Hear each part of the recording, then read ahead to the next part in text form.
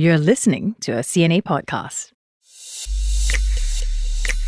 How do you work out the CPF component for your foresight gigs? Do you have to be very diligent about that? I don't contribute voluntarily. Why I can even do these side gigs in the first place is because I have a very supportive wife. So that component, she's taking a bulk of it. Even though your time is flexible, you do spend a lot of time, whether on the jobs physically or mentally, because you could be present at home, but mentally you're not there. A lot of people would be thinking, if you're already spending so much time, just get a full-time job. Hi, welcome to the Work It podcast with me, Tiffany and Gerald. We've been getting so many of you writing to us, especially sharing your thoughts and experience on a recent Ask Me Anything question. And this was about how to bounce back from a performance improvement plan. We realize that many of you have been in a similar situation. We hope that you will feel less alone and also more equipped to make the most out of your PIP. That's right. So Tiffany, today, what is the AMA question that we are going to tackle? Yeah, today's question is about how to settle down or navigate a new leadership position. We'll call this person E, and that question is at the end, so stay with us. But first, Gerald, do you have any loved ones or close friends who have more than one job, or perhaps do you have any side jobs? Wow, I think being on this podcast is considered a side job. Oh, yes, that's right.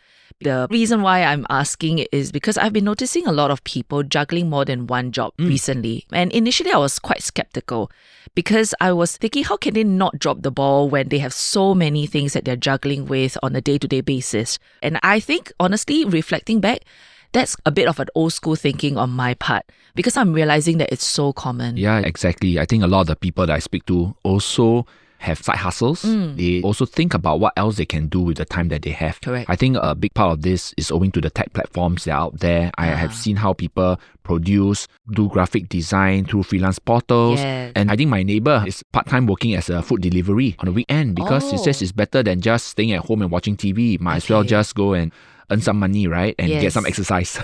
Yes, that's a good way to think about that. I think some people might juggle, say, maybe an extra one job on top of their full-time work, which is why, I'm surprised you found someone with 4 Yes, side correct. jobs. So I actually found someone with 4 side jobs. And in fact, I found him on YouTube. Okay. So Alvin Ong did a short video of a day in the life of a 40-year-old with 4 side gigs. Obviously, the caption piqued my interest. And then I watched it and I felt very tired after listening to him, which is why I've invited him on to share his story with us and to see at the end of this podcast, am I going to be very tired listening to him? So welcome, Alvin. Welcome. Hi, Tiffany. Hi, Gerald. Hi, everyone. Okay, so we talked about the fact that you are 40 years and you have 4 side gigs. Okay, to help our listeners understand, unpack for us, what are these 4 side gigs? My first part-time job is actually a pick and pack job. I'm helping 2 companies pick and pack their TikTok live selling product.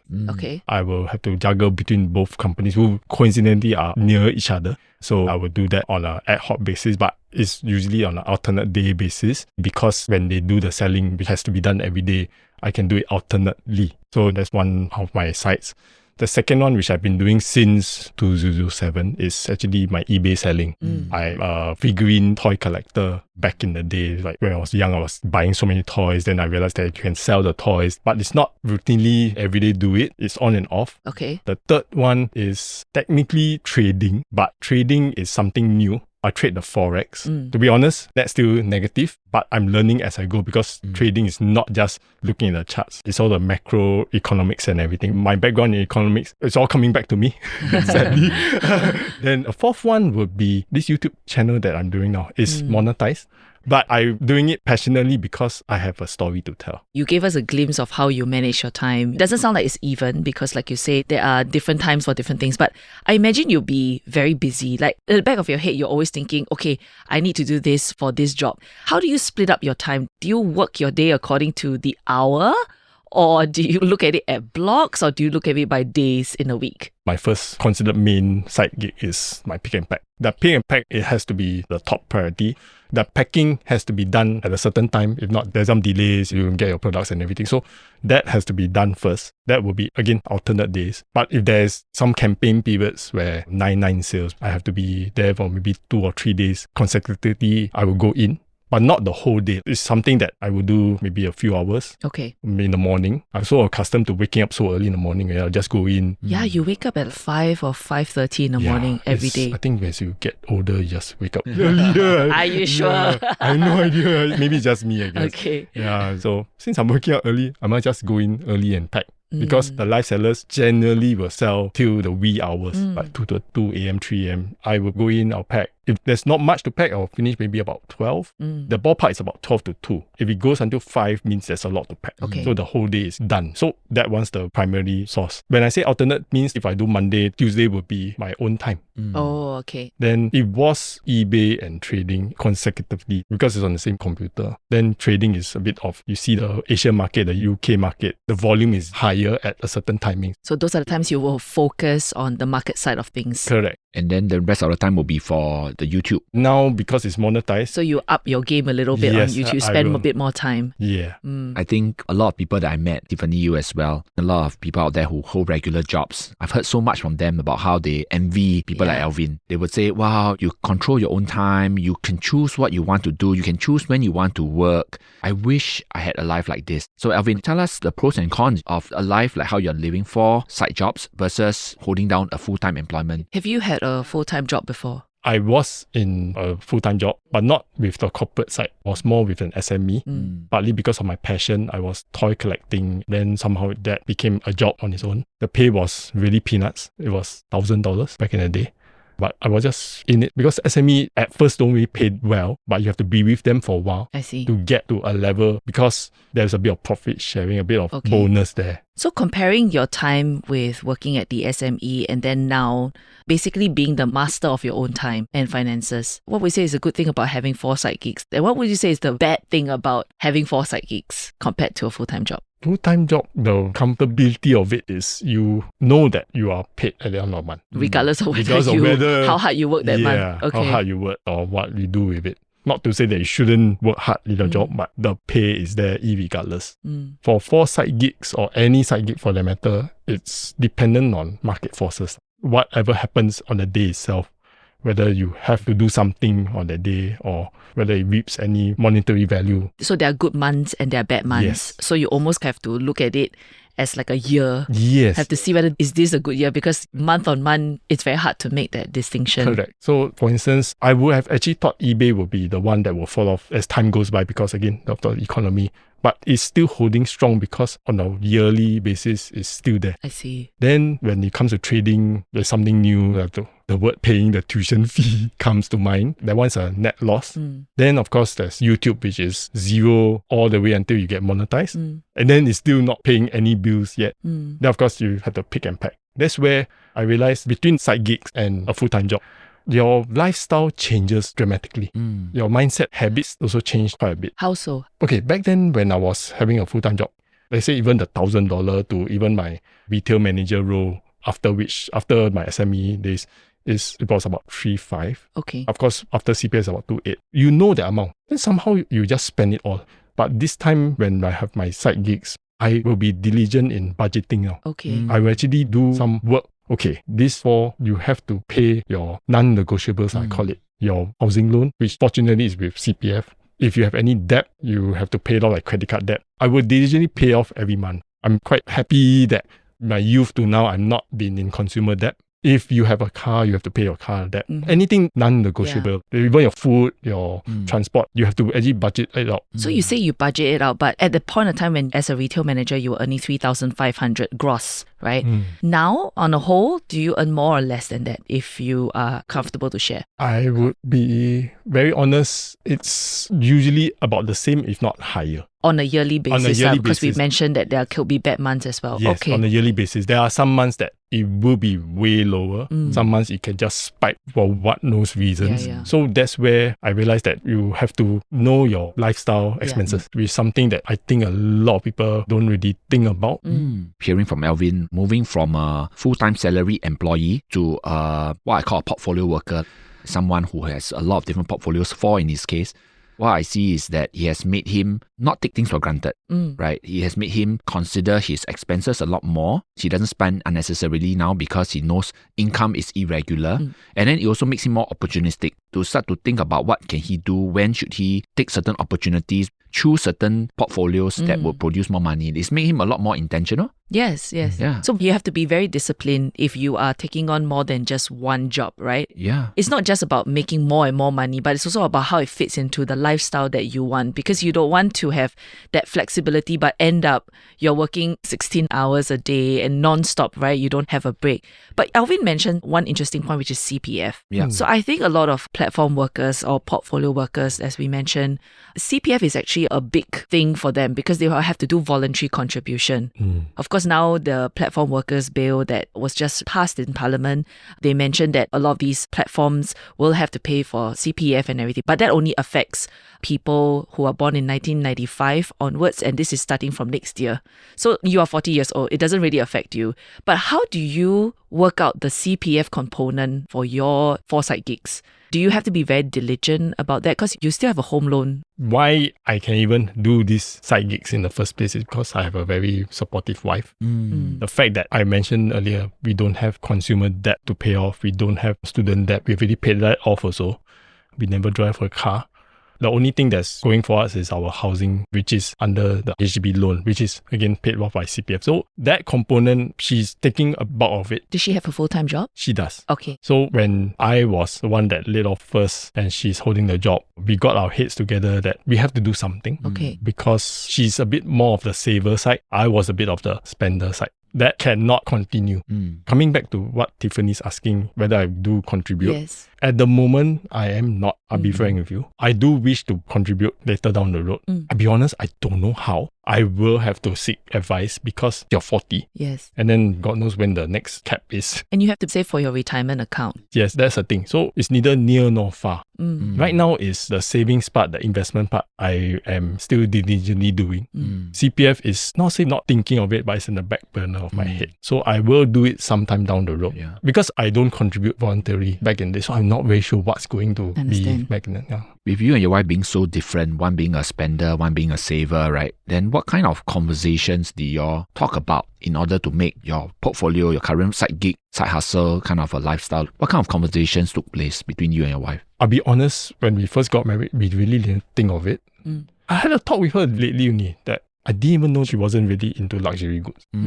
I thought women would be into it somehow. So when I want to buy for a birthday gift and everything, I'll buy your Louis Vuitton, your Wow. Chanel. You are the spender. I will spend. So we got our heads together that my lifestyle and her lifestyle is, again, net will be zero.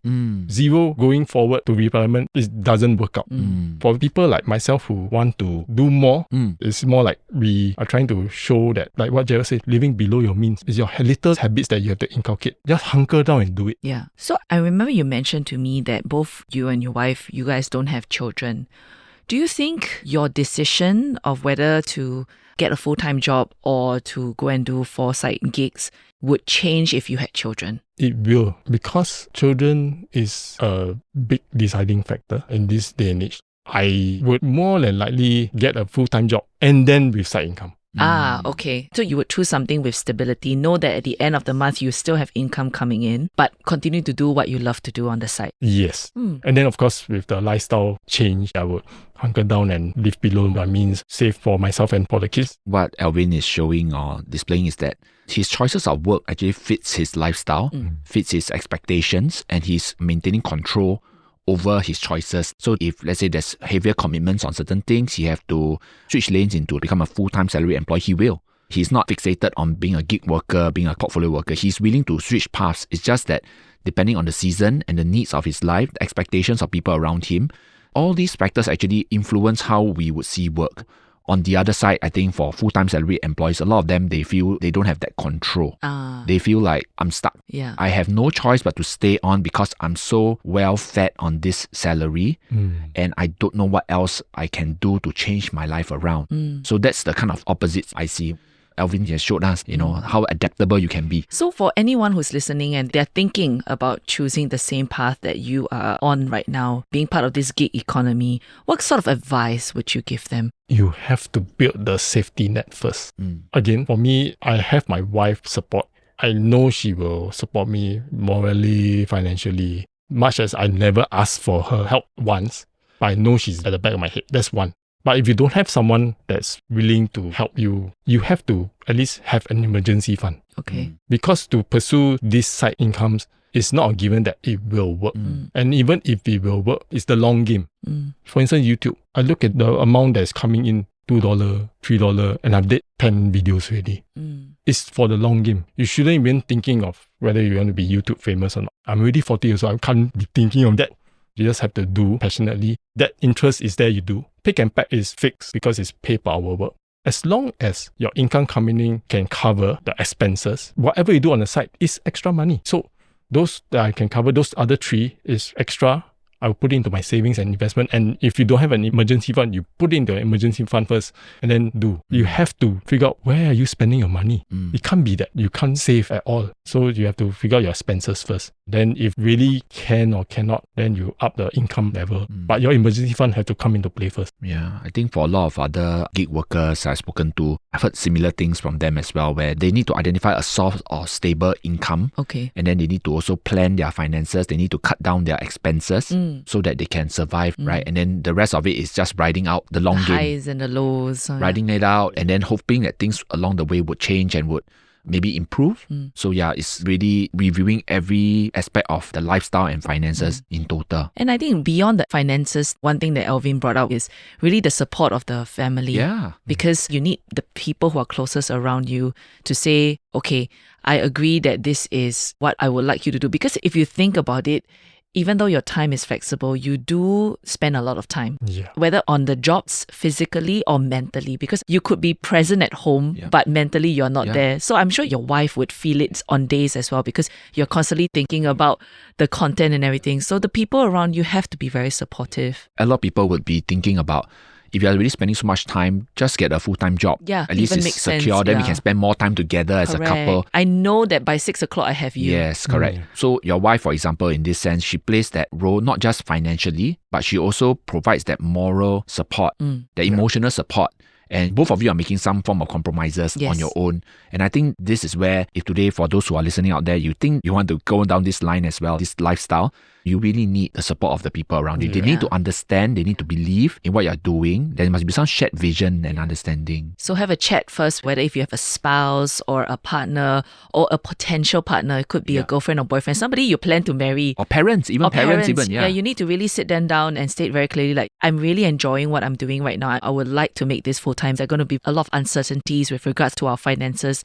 What do you guys think? So invite the people that you love to the table and talk to them. One of the things that I was thinking about is that Alvin is smart in a way where he is able to look for these side gigs that help him to control his time. Now thinking about it, I want to kind of relook at my time again, right? I have a full-time job, but are there any sort of like jobs that I can maybe say within the week, pick 1 or 2 hours that can help me to better utilize my time? Okay, not go and look for side hustles. I don't think my company is going to be very upset if I were to look for side hustles, as long as it doesn't clash with my existing one. But I will check with my HR about it before I embark. So yes, that's the other thing. Check with your HR before you embark on any side hustles. So thank you so much, Alvin, for coming in and sharing with us your story. Thank you. Thank you so much. Thank you, everyone.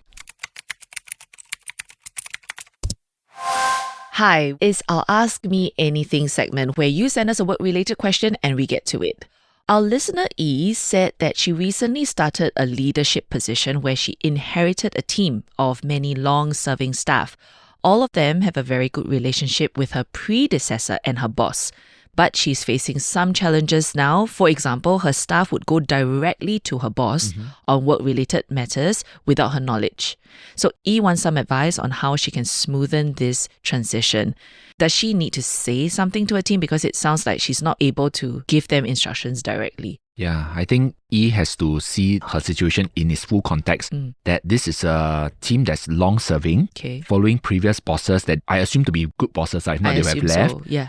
And they definitely have some norms or ways of working, processes that are already set in place. So they're very comfortable with the way they are working already. And now E is the change. She's coming in new into the situation and she's trying to find her space. Yes. She's trying to figure out how to make things work. So I think that's the context. Yeah. So when a new leader steps in, it takes a while for people to figure out. And are you friend or foe? Are you here to shake things up or are you here to help us? And then this is where sometimes new leaders who are insecure, they will fall into the trap of micromanaging. They want to change a lot of things overnight and then they want to try to exert the control and authority over how the team works. And this is not so ideal for the team morale and it will make the team go through a new stage of regrowth again because they need to redo a lot of the things that they are very used to.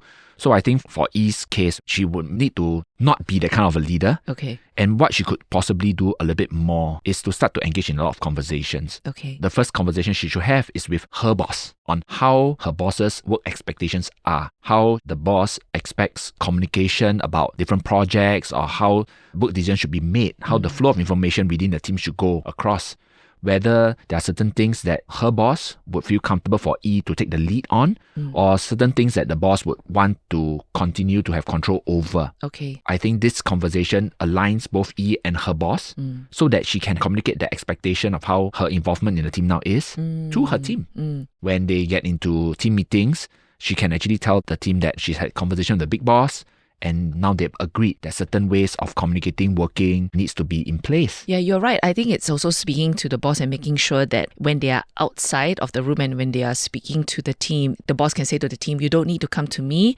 I have empowered E to deal with this. Anything, please let E know and E will consolidate and let me know. Yeah, exactly. Because if you don't have this clarity between E and the boss, it creates a lot of opportunities for miscommunication. Yeah. For example, when the staff goes to the big boss directly, they will say, we've always done it this way. And the big boss also never say anything. So why are you saying something, E? Then this really puts her position and her role in doubt. Yes. So this first conversation with the big boss to align expectations is important. Communicate the new way of working to the team.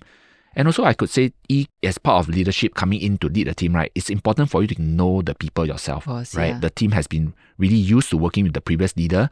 Now I think E really needs to spend time to converse, understand each individual employee, how they work, what their preferences are, what their expectations of her would be. And allowing them to also get to know her as well, right? It's a two-way conversation. Yes, correct. So there is an opportunity for a new leader when they step into a role. They should do this as one of the top checklists because the people that you work with, they are also just as keen to know you, Yeah. just like how you should want to know them. Fostering not just communication, but expectations. Okay. I think it's very helpful for new leaders to start to ask their employees, like, how would you like me to support you? What are the areas of your work that you think if can change and how I can be part of that change for you? Yeah. These sort of conversations will help the team to become stronger, not just accepting a new leader and then letting things be and see how things go along the way. Also, with leadership changes, E has to give time to the team to patient, adapt. yeah. Don't feel insecure. Don't feel like, oh, why are they bypassing me? Is it because I'm not good enough? The context is because they didn't have to go through you in the past. Yeah. So it's not you, it's just the way the work is structured. I think these are things that are very helpful, not just only for E, but for anyone who is transiting into a new team, be it in a leadership position or as an employee. E, I hope these tips for this transition will make it really smoother and easier for you. If, like E, you have a work-related question, please write in to us. We are at cnapodcasts@mediacorp.com.sg. We're always reading that email account, that email box, so we will be there to take your question. The team behind the Work It podcast is Crispina Robert, Joanne Chan, Junaini Johari, Saya Win, and To Yen Yun. Sound mixing is by Carrie Lim, video by Hanida Amin. I'm Gerald. And I'm Tiffany. Have a super duper work week ahead.